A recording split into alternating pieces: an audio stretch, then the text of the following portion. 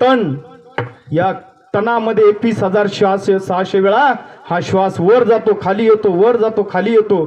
तो काय बोलतो याचा कधी विचार केला का आपण? त्याला कीर्तन म्हटलंय. कीर्तन सोपं आहे. या तणामध्ये जे किरकिर चालू आहे ती या कानांनी ऐकणं, याला म्हणतात कीर्तन. नाही तर बांधायला फेटा, मारायला चाटा, द्यायला नारळाचा गोटा आणि त्याच्या खाली 5-5 500च्या नोटा, नाही ना. हे कीर्तन नाही. नाम संकीर्तन साधन पै सोपे, जळतील पापे जन्मा. म्हणून हा 84 लक्ष योनीचा फेरा जर चुकवायचा असेल तर लक्ष देऊन ऐका. झोपलेली मंडळी लक्ष देऊन ऐका. आपल्या सद्गुरूंना शरण जा.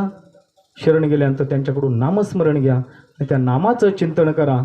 असं चिंतन करा, असं चिंतन करा तर तो भगवान परमात्मा आपल्या हृदयामध्ये प्रकट झाला पाहिजे.